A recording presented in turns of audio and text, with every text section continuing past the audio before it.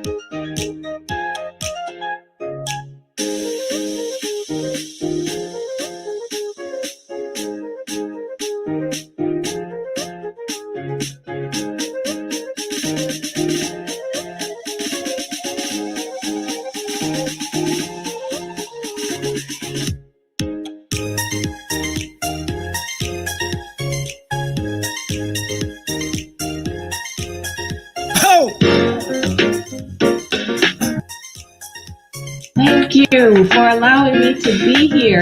I would like to welcome you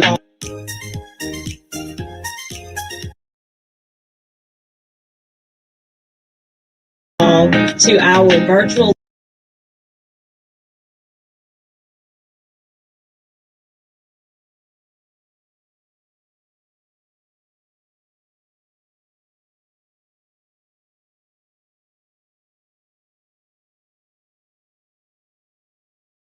literacy event. Good morning, everyone. I'm Michelle Hardy, the Giving Guru. Greetings to all the students. Thank you for having me. I am so delighted to be with you all today to share my love of fitness. Hi, Dr. Houston. Thank you so much. Hi, Tori. Hi, Dr. Houston. So different. But I stayed brave and I showed kindness to all, even when they weren't kind to me. And they always come equipped with a smile and grace for when you enter the place. He hugged Hannah. He started to cry. 2 tears burst from his eyes, and Ask your parents for choices. All parents provide choices for you. it means so much to me and my daughter Bria, and probably also for other parents like children like Hannah. Tammy, wasn't this a great event? Oh, it was incredible. And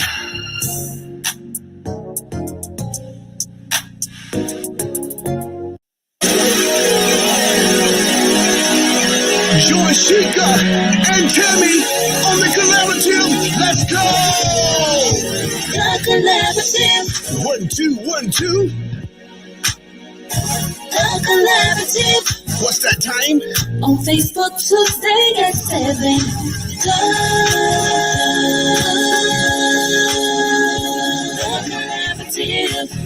The collaborative. Who we have? Come on. We have our leaders We have our teachers and our parents. We have our answers. Story time at the end, solving problems in our education system. Phenomenal women. Join them on On Facebook. Facebook, Tuesday at 7. The Collaborative. It's that time. You're Rashika and Tammy, The Collaborative. phenomenal ladies. It's educational. The On the Facebook, The Collaborative. Collaborative.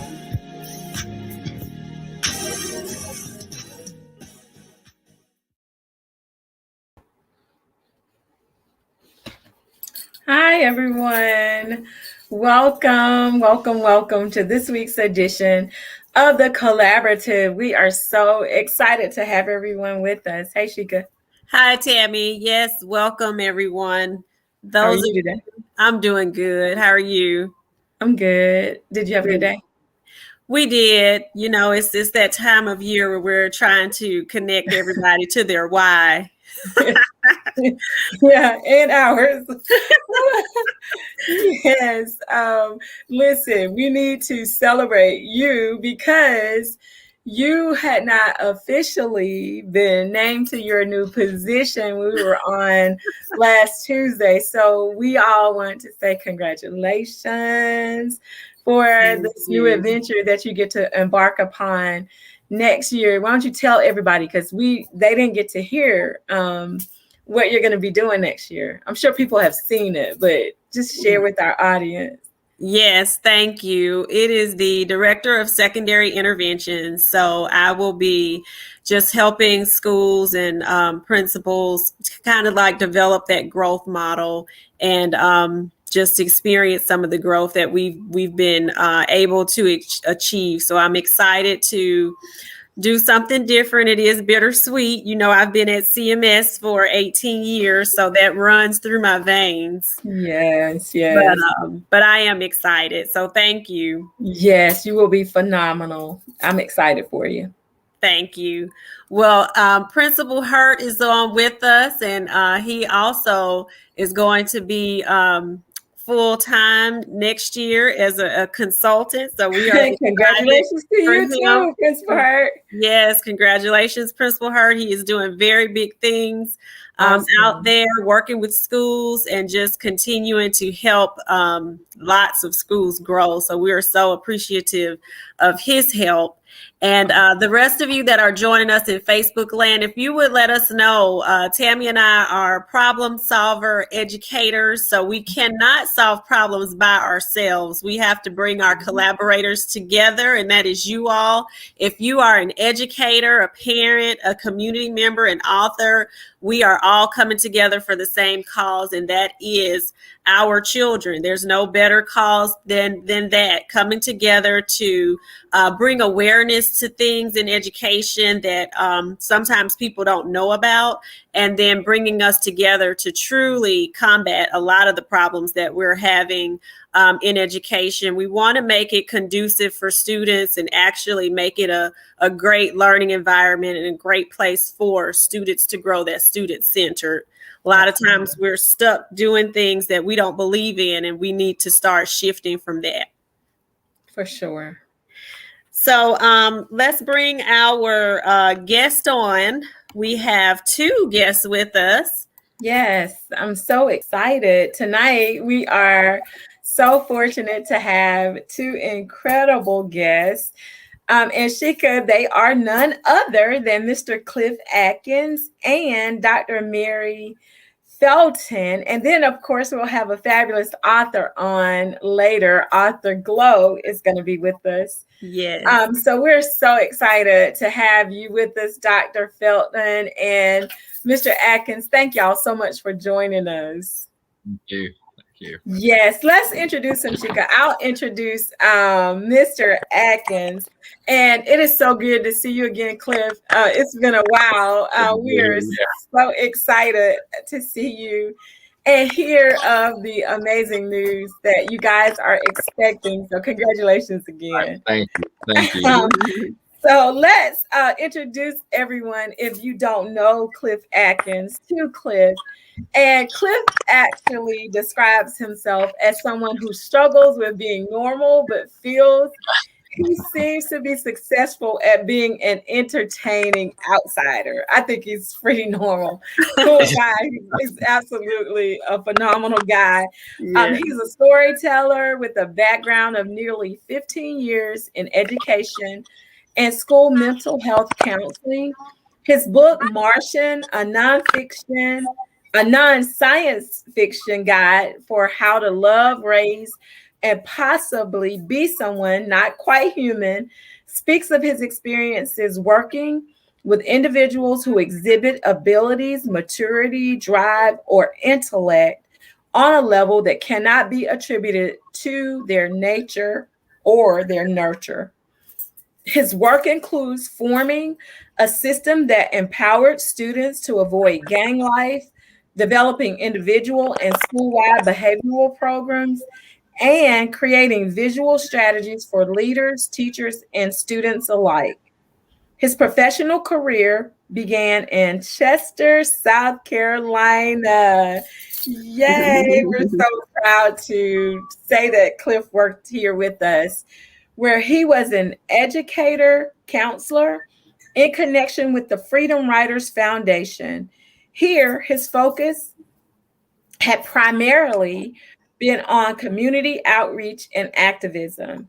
His journey as an educator and counselor currently has him in the mountains of West Virginia, providing counseling for all ages, leading professional development workshops, and assisting in creating opportunities within programs for students with disabilities. We are so glad to see you again and want to welcome you to the collaborative, Clif. Thank you for being with us tonight. Thank you for having me. I appreciate it. Definitely. And also joining us is Dr. Mary Felton. She holds a PhD in education with a specialization in educational leadership. Using effective learning strategies, Dr. Felton studied her way out of poverty. After receiving her GED, Dr. Felton graduated from the College of Albemarle with an associate in business administration. She also earned a Bachelor of Science degree in business administration from Elizabeth City State University, earning honor distinctions cum laude, and earned a master's degree in education from Old Dominion University. Years later, she graduated from Cambridge College with a certificate of graduate studies in educational leadership. Dr. Felton is a member of numerous honor societies, including the Golden Key International Honor Society, Alpha Chi Honor Society, Kappa Delta Pi International Honor Society in education. She began her career in education over 25 years ago as a substitute teacher. Dr. Felton has served in various capacities, including business teacher, assistant principal, interim principal, and educational consultant. Dr. Felton was one of the founding board directors for the Elaine Riddick Charter School and served as chairperson. She is the co-host of a radio show, Parenting 101. She provides tips and strategies for parents to help students succeed in the classroom and beyond. She is currently working on a book to help struggling readers. Dr. Felton is the author of a book entitled Learning How to Learn, A Guide to Effective Teaching and Learning Strategies, and The Learning Journal and the Reflection Journal of Educators. Her books are available on Amazon.com. Thank you all for being with us. And everyone that joins us on the collaborative always tells us what they are reading. So what are you all reading? Dr. Felton, I'll let you go first. Okay. I am currently reading a framework for understanding poverty, and it's by Ruby Payne. You all may have heard of that particular book, but I'm currently reading that book. Okay. Yes, that's an awesome read. What about you, Clif? I'm reading a couple of books, bouncing back and forth. Until Unity by Francis Chan, and also Can't Hurt Me by David Goggins. Okay. Books. Those sound interesting. You'll have to tell us more of what those are about in the comments. People maybe usually are interested. Tammy and I are the literacy leaders. A lot of what we do is centered around literacy. So we are sent books all of the time to review. This is a book that we're reviewing right now. It is The Untold Stories of the Underground Railroad, and it's actually from the company Color of History. So it is a coloring book along with history included in the coloring book. So as children or adults are coloring, there's also passages about African American history that can, be used as learning tools. So adults have began to order them as well as for children. So they have become very popular. That's great. On this day in history, because we are an education show, we always like to use or include an educational fact. So on this day, the father of Pan-Africanism, W.E.B. Du Bois, was awarded the NAACP Spingarn Medal on June 1st, 1920 for his work founding the Pan-African Congress, which was a series of gatherings aimed at addressing the issues facing Africa as a result of European colonization. And so lastly, when our guests come on, we like to do a quick game of Would You Rather. This is just so we can get to know you and the audience can get to know you. Now, Clif, I know you because you used to work at our school. Right. But we also want the audience to become familiar with you. So this or that is an engagement strategy that can be used by parents. It can be used by teachers, just to try to engage your students and get that level of engagement up.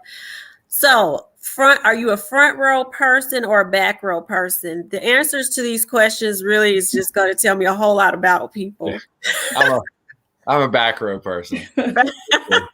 Yeah. What about you, Mary? I think I may be a front row person. Front row. I'm definitely a front row person. Tammy, what about you? Front row for sure. Yes. All right. Are you a project person or a test person? I would say projects. Project. I Mary? would say person. Projects. Tammy, what about you? Both. I love tests though. Okay, Tammy always makes this weird. She never gives a clear answer. It is actually kind of hard for me too, but I'm gonna say project. All right, computer work or book work? Ooh, maybe computer work, probably. Computer work. Yeah. Mary? I would say computer work as well. Computer work. And it's almost 50-50 to be honest, but I'll lean more towards the computer work. Okay. Tammy? Book, probably book. Yeah, now I'm pretty old school when it comes to that. I'm a book person. I like to write on pages. I like pages and books. So I'm not an ebook person. I like paper. All right. And Mary, it's a little bit of feedback on your end. I'm gonna put you backstage and see if you can get that worked out, and then I'm gonna bring you back up. And while Mary's working on that, Clif, let's talk a little bit about your book. Tell us why you believe the material in your book is something that can help children.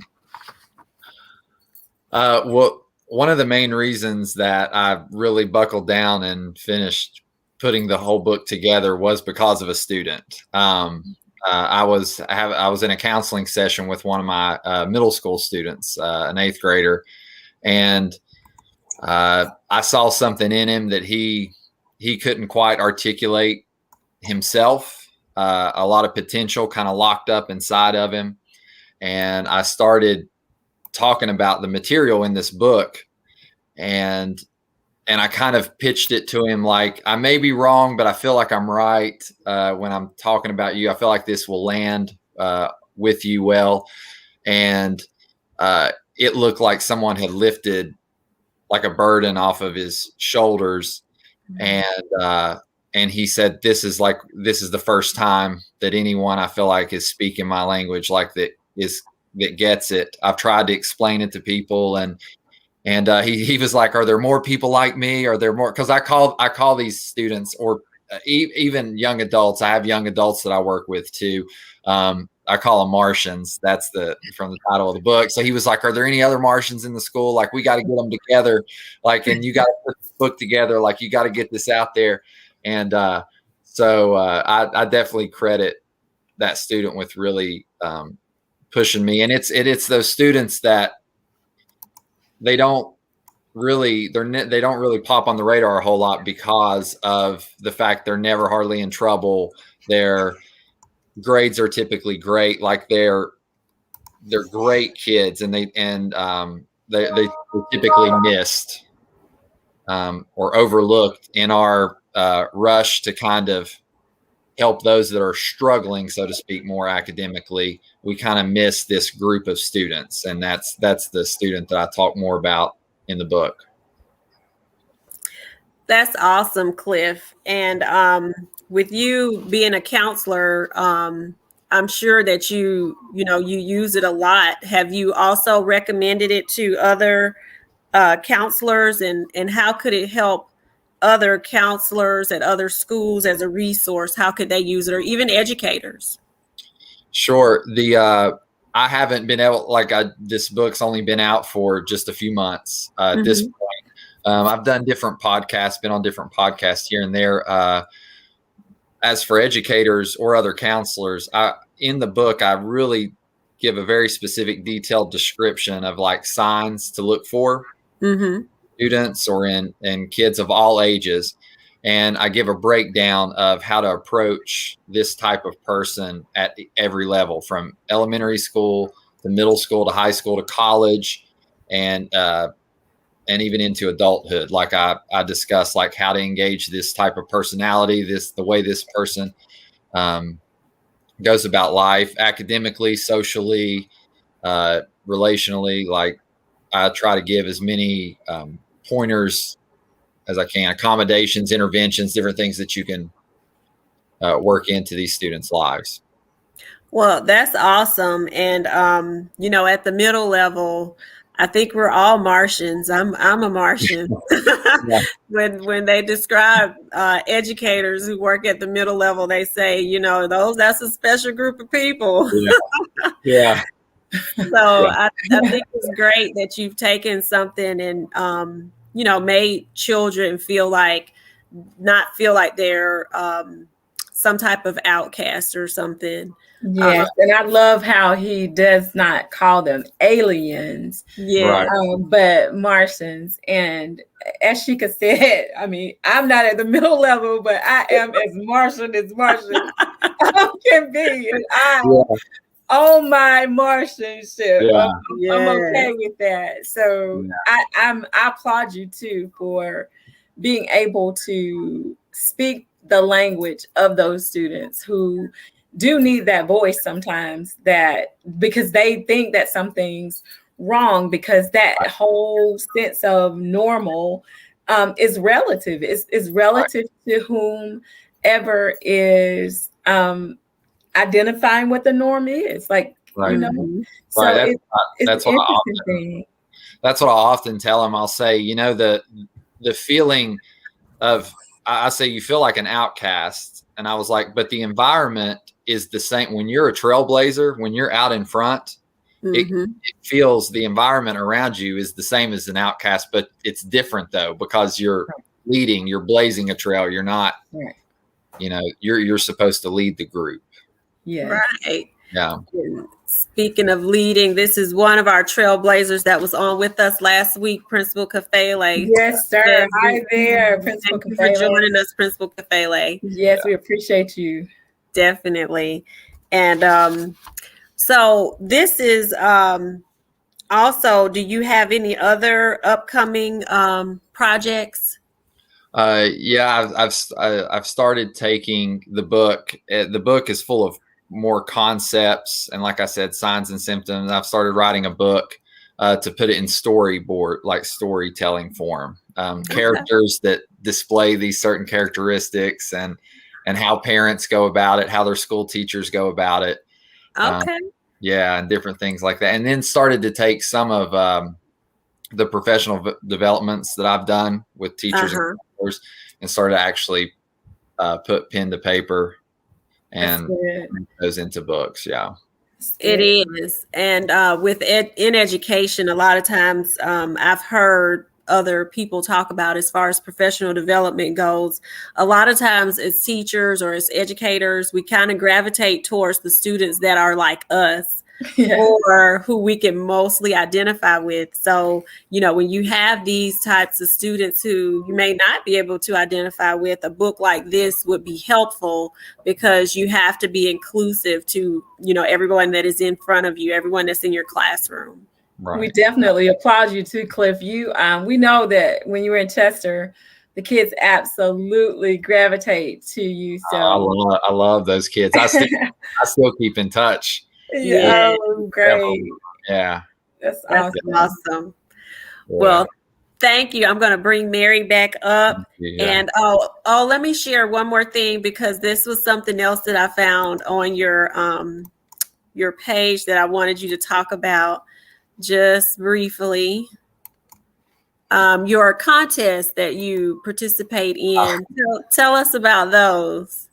Like the obstacle course. Yeah. The Savage race, or the mud. I saw one was a mud race or something. Yes. Every year, just to keep myself motivated physically, I try to sign up for these crazy races that people far younger than me most of the time jump in and do. But I like to do those obstacle course races. I try to get in 2 to 3 a year, just to keep me on my toes, keep me working out and stuff like that. Yeah. So. That's good. And I saw one of your before and afters that you posted. So it was like a big difference. I have done some just 5Ks. Now one of my bucket list goals, we hear about this bucket list a lot, don't we, Tammy? She says it like just a 5K. It's legit, yeah. There's nothing compared to the Savage race. No, I was going to say, my goal is to do a marathon. So I'm not sure when I'm going to start training for that. Yeah.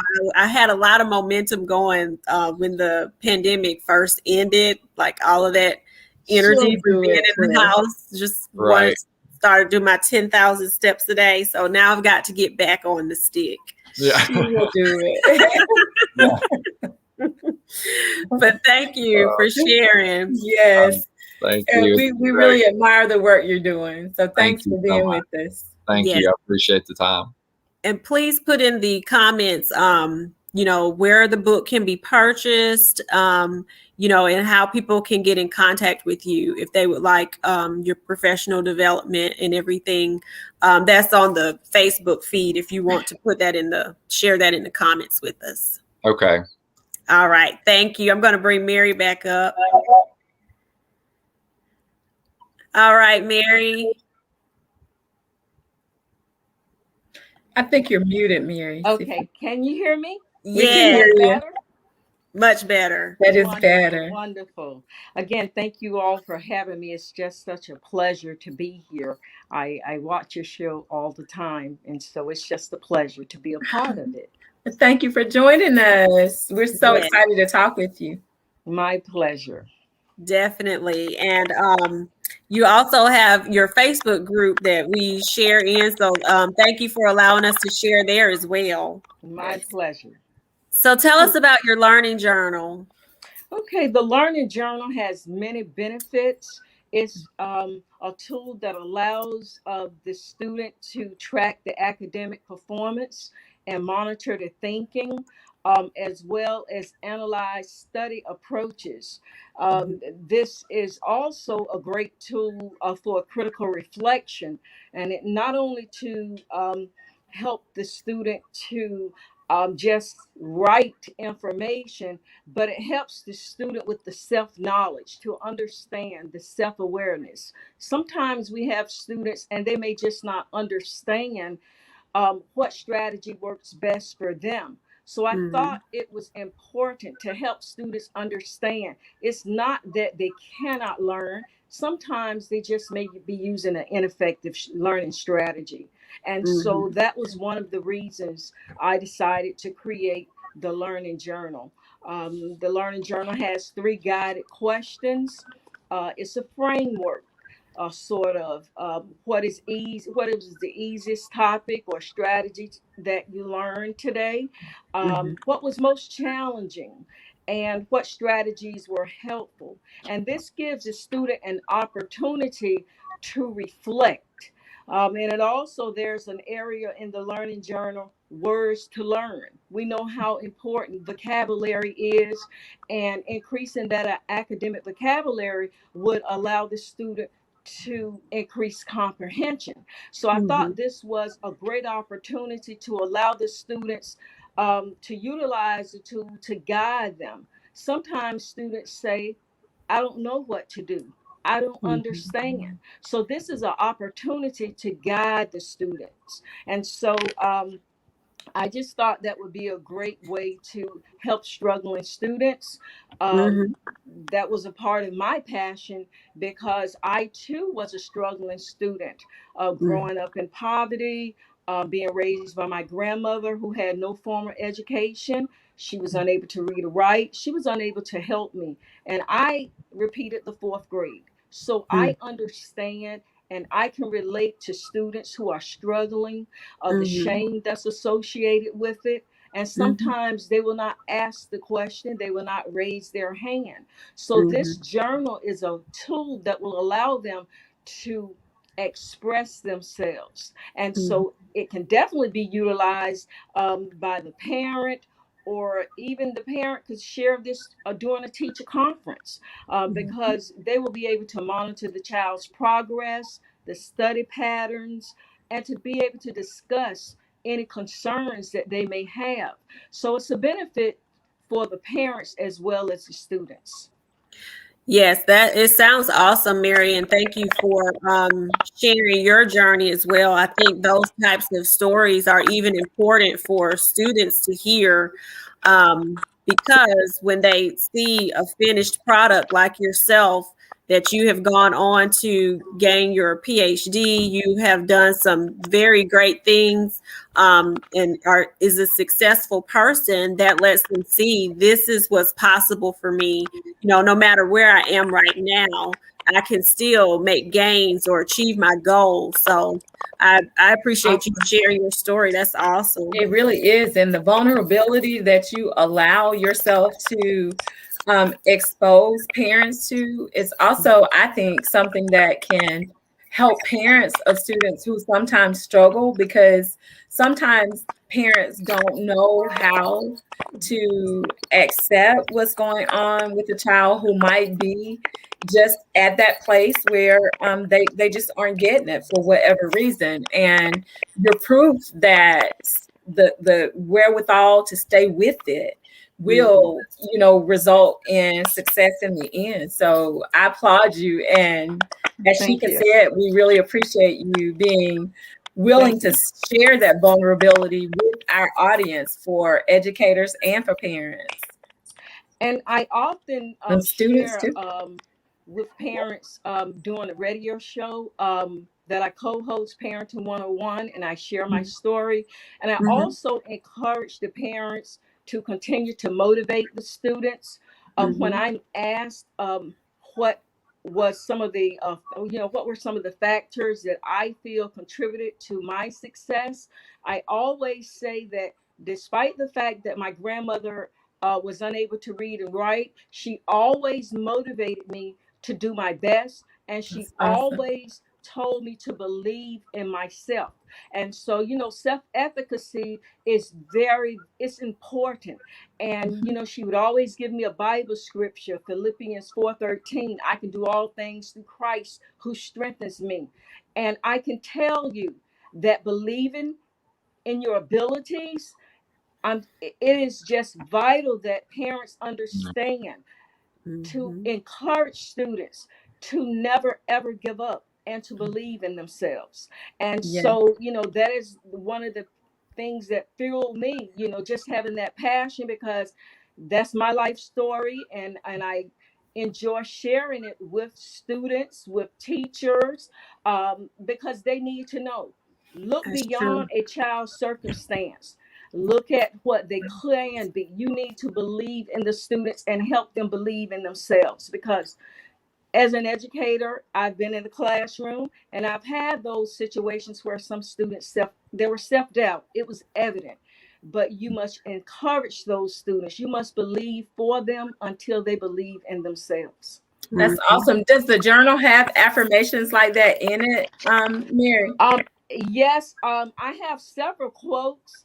I have one quote: "The whole world opened up to me when I learned to read." So I have that particular quote, and I have some quotes in the learning journal. Also, I would like to, as a point of reference, just make a mention that in the back of the journal, I even have additional questions helping the students understand that there are different levels to learning. And just level one is just recall and remembering information. But level two is if you can explain it, the concept or the idea. And then level three, ask the question, can you use that information in a new way? We know that's application. And so there are 6 levels. Can you distinguish between parts? So still using that framework of questions to help guide them and help them think through the process. Level 5, can you justify a stand or decision? And level 6, can you create a new product or point of view? So I have that in the journal as well, and some suggestive questions to check for understanding for the parent or for the teacher. So, for example, one question: what topic do you understand at this point? And giving the student an opportunity to express where they are, because you need to know what you don't know. So we have to give them those opportunities: where I am, where I need to be, and then the gap. And that's where we come in to utilize strategies to help them fill the gap. But we must take shame away from the classroom. We have to get students to the point where they will understand it's okay not to know, but I'm here to help you. So those are just some of my burning passions, and more is in the journal. There are probably about 100 pages. The date is there to give the parents as well as the teachers to be able to track the progress, to see where they are needing additional help. So when we talk about interventions, I would say these are the type of tools that need to be developed. I developed a tool that would have helped me when I was struggling, when I was in elementary school. That's a really good point. That's great that you have put together something that can be useful to students who might have those gaps. And it's very interesting that you say that. Principal Kafele is on here, and he and Dr. Akua often talk about the opportunity gap that's there. So I'm interested in seeing the journal myself, because I think that's a really good way of helping teachers even to understand where those gaps are, and maybe coming up with strategies and a plan for addressing them with the student, because they are processing through that in their own way in their learning journal. So I can't wait to see them. And I really like what you said too, Mary, about making sure that shame is taken away. One one strategy that we have had success with students in addressing those learning gaps is small group instruction through the pull-out model. And the students have really latched on to that. They even email the teachers who are pulling them out, hey, I'm ready, come get me, because they want to learn. They want to be in that smaller setting where they can be more vulnerable and really express what they need to express to be able to learn, what they need to know. So those interventions really make a difference. They do. Yes. They really do. Yes, they do. And we also reiterate to students that they all have genius. We just have to find out, whatever that genius lies, wherever it lies, they all have it. We have to find out. They do. Yes, because what we would like to see is students understanding. We always talk about critical thinking, but to analyze their learning approaches to determine what works, what does not work, and also to confidently execute what works. We have to build that confidence, and we talk about metacognition, thinking about your thinking. And to shift, we know we talk about the teaching, but we need to talk about the learning. We definitely need to talk about the learning and the strategies that will enhance as well as engage students.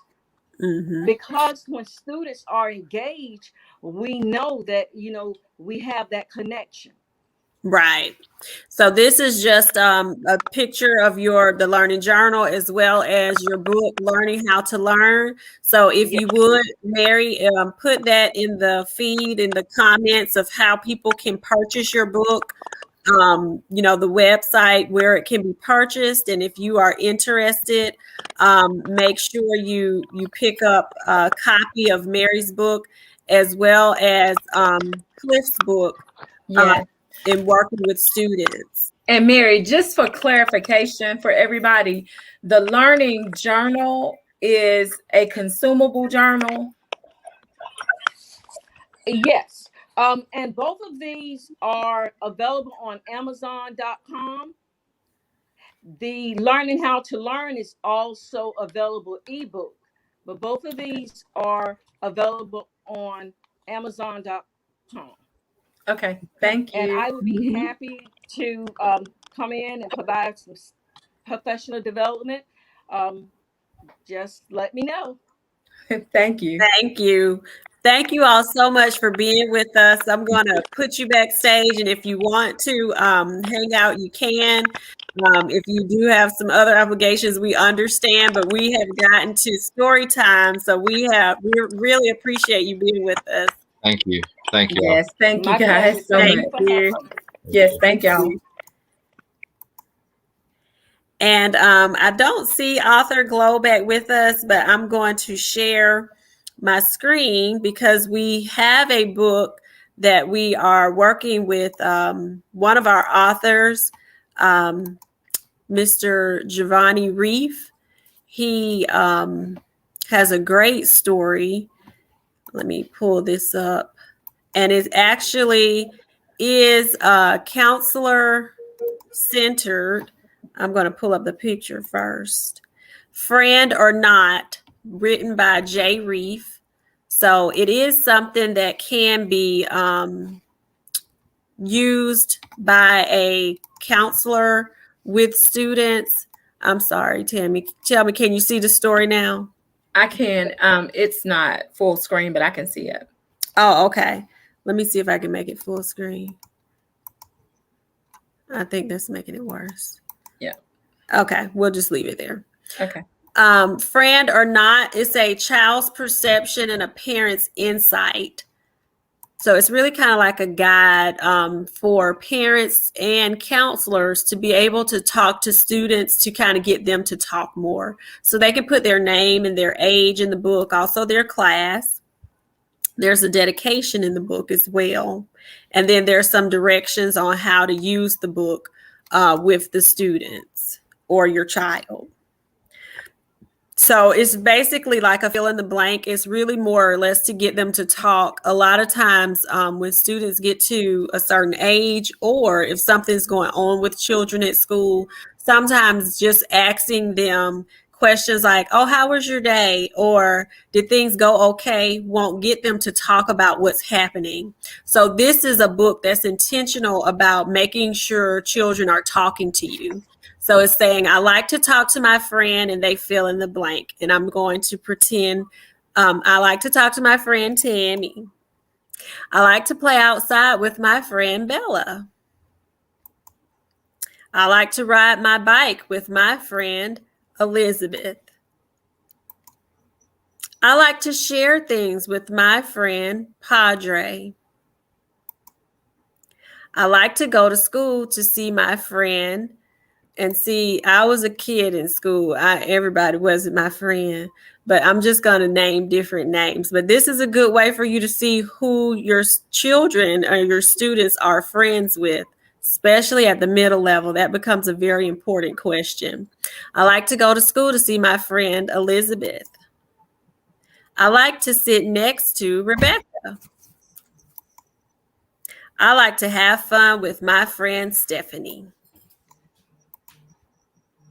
Now I want to tell you about people who are not my friends. DJ is not nice, and he or she is not my friend. Billy is mean to me, and he or she is not my friend. Larry calls me names. He is not my friend. Melviny hits me, and she is not my friend. Larry says bad words, and he is not my friend. Albany makes me cry. She is not my friend. Lisa makes me scared, and she is not my friend. So that's the end of the story. And again, the point that the author wanted to make with that story was to, again, make the children or the students, get them to a point where they're actually talking to you. Because a lot of times we do those questions like, how was your day? And where we just get the one sentence answer, fine, or it was okay, or, you know, they may say and they may not say. So this is a good way for you to get your child or your students to open up and to elaborate about what's going on at school. So thank you, Jay Reef. We're going to put that contact information into the comments if you are interested in that book. Friend or Not is available on Amazon, and we will get you that information. And it is very good for, like you said, Sheikah, to have for the counselor for those groups on, because sometimes it can help to identify students who are chronically showing up in those narratives when they're interacting with parents, the students, and multiple students are saying that Tammy is not my friend because I'm afraid of her. It gives the counselor a place to really take a look and see what could possibly be going on with that student and open up that discourse with those parents as well. So Mr. Reef does a really good job of laying out their the opportunity for there to be that interaction with the parents about what's really happening with their child at school. Definitely. So thank you all for joining us on the collaborative. I'm going to share my screen one last time so we can close out, and go ahead and tell them about the importance of reading, Tammy, while I'm pulling this up. Yes, please be sure, parents, and we say this all the time, but we want to make sure that we keep reiterating, especially since we are coming upon these last days of school, and we're going to be letting kids go for a little bit this summer. But if you make sure that your child is reading at least 20 minutes a day, the research says that that can truly change the trajectory of how the child can perform in school. So please be sure that you are providing those reading at home experiences for your children each day. And please make sure that they get in at least 20 minutes each day. And literacy, Tammy and I are calling ourselves problem solver educators. One problem with literacy and education is many students are not on reading on grade level. So the only way they are going to get better or, improve and grow is by building reading stamina as well as building reading comprehension. So that 20 minutes a night Tammy talked about is essential for both of those things. So please make sure they are doing that at school and at home. So just before we're closing out, this is our book. If you have not purchased Women Who Lead in Education, this is a great book if you are an aspiring author or if you are in leadership or education. This book can really give you a lot of insight into culture, the different curriculum models, equity. There's so many different topics. We're featured with some phenomenal ladies in this book. Amazing. You can pick your copy up from our website. Also, if you have not registered for Hannah's Wish or participated in Hannah's Wish, this is a free pre-recorded literacy event that we have partnered with some phenomenal ladies featured here for this great event. The students at my school really enjoyed it and really got a great benefit from it, looking at a lot of their reading reflections. Something great for the end of the year, especially right after testing has been completed. And we also have Braley's tour that is coming up, where we will get to travel with Braley, the character of I Am Brown, and author Latoya Lewis to Dubai, Abu Dhabi, and more. We cannot wait to go on this trip. Yes. And finally, if you wouldn't mind joining us back here Tuesday on June 8th, we will have Dr. Roz Gaskins with us as our guest. She's going to be talking about teacher leadership and developing our teacher leaders. That is so important today. And author Martinique Mims, she is the author of Through the Colors of a Butterfly for story time. So thank you so much for joining us, guys. Have a good night, everybody. Yes. Joy Shika and Tammy on the collaborative. Let's go! The collaborative. 1, 2, 1, 2. The collaborative. What's that time? On Facebook Tuesday at 7. The collaborative. The collaborative. Okay, I ended it. Let me stop. We have our teachers and our parents. We have our authors. Stories. Okay. Oh, Mary was still watching. Yes. Okay. Can you see her? Oh, I think